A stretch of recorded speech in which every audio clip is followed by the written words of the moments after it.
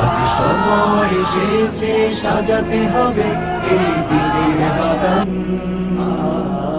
শুধু হেলায় খেলায় যেন কেটে না যায় সম্ভাবনার ক্ষণ। আজ সময় এসেছে সাজাতে হবে এই দিনের বাগান, শুধু হেলায় খেলায় যেন কেটে না যায় সম্ভাবনার ক্ষণ। কত ফুলগুলো ঝরে গেছে শাহাদাতে, তবু মূলগুলো মরেনি তো অপঘাতে। কত ফুলগুলো ঝরে গেছে শাহাদাতে, তবু মূলগুলো মরেনি তো অপঘাতে। মোরা আসহাবে রাসূলের জিন্দেগানির সাজে গড়ে তুলি শহীদি সোপান, গড়ে তুলি শহীদি সোপান, গড়ে তুলি শহীদি সোপান। আজ সময় এসেছে সাজাতে হবে এই দিনের বাগান, শুধু হেলায় খেলায় যেন কেটে না যায় সম্ভাবনার ক্ষণ।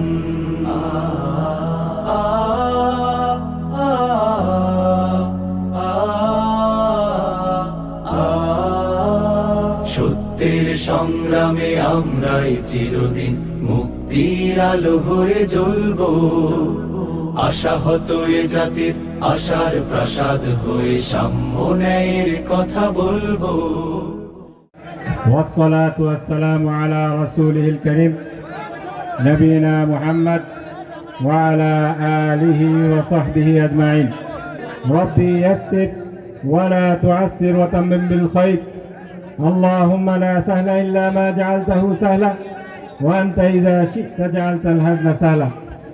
আজকের এই মোহাম্মদপুর মধ্যপাড়া বাইতুন নূর জামে মসজিদের উন্নতিকল্পে আয়োজিত 11তম তাফসিরুল কোরআন মাহফিলে উপস্থিত প্রাণপ্রিয় মোহাম্মদপুরবাসী, দূর দূরান্ত থেকে আগত আমাদের সাথিয়া বেড়ার প্রাণপ্রিয় মুসল্লিয়ানে কেরাম, তৌহিদি জনতা, উপস্থিত পর্দার আড়ালের মা ও বোনেরা, উপস্থিত আছেন বিশ্বনন্দিত মুফাসসিরে কোরআন মুফতি আমিন হামজা, উপস্থিত অন্যান্য ওলামায়ে কেরাম, মুরব্বিয়ানে কেরাম, উপস্থিত আছেন বাংলাদেশ জামাত ইসলামী সাথিয়া উপজেলার সম্মানিত আমির, গণমানুষের নেতা, সাবেক উপজেলা চেয়ারম্যান মাওলানা মোখলেসুর রহমান, অন্যান্য দায়িত্বশীল বৃন্দ, আসসালামু আলাইকুম ওয়া রাহমাতুল্লাহি ওয়া বারাকাতুহু।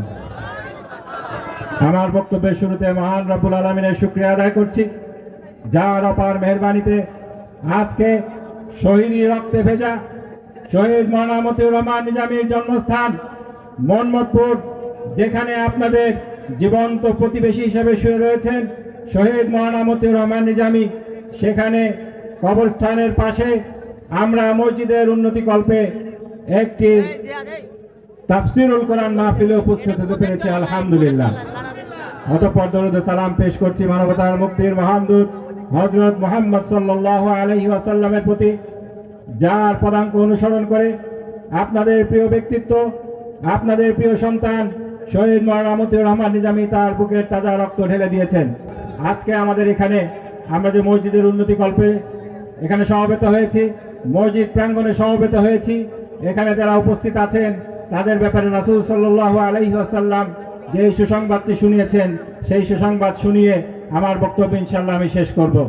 রাসূল সাল্লাল্লাহু আলাইহি ওয়াসাল্লাম বলেছেন, আল্লাহর ঘর মসজিদে যখন আল্লাহর বান্দারা আল্লাহর কোরআন শোনার জন্য, আল্লাহর কোরআন আলোচনা করার জন্য একত্রিত হয়, তখন আল্লাহ তাআলা কি করেন? আল্লাহ তাআলা তাদের উপরে ফেরেশতা নাজিল করেন। আর কি করেন? হাফাতহুমুল মালাইকা ওয়া গাশিয়াতহুমুর রাহমা, আল্লাহর রহমত তাদেরকে ঘিরে ধরে।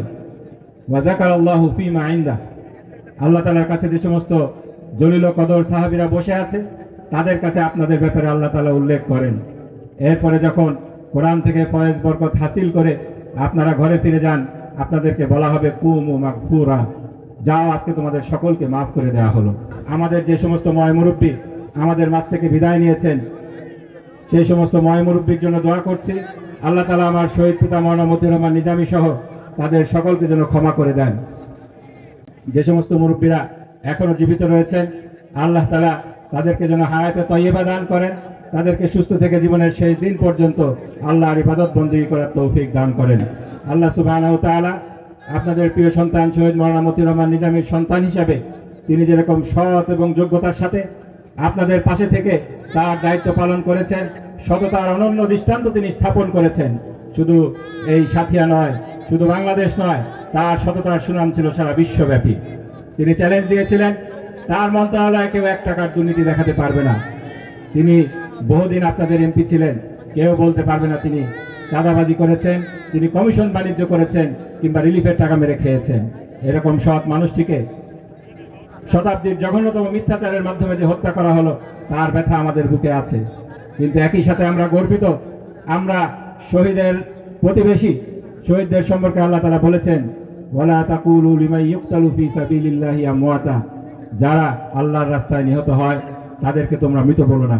সুতরাং আমরা বিশ্বাস করি আমরা জীবন্ত শহীদ মাওলানা মতিউর রহমান নিজামীর প্রতিবেশী।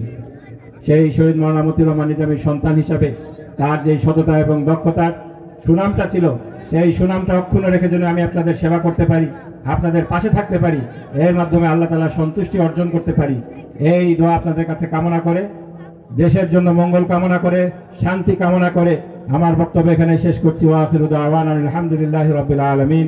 আসসালামু আলাইকুম ওয়া রাহমাতুল্লাহি ওয়া বারাকাতুহু।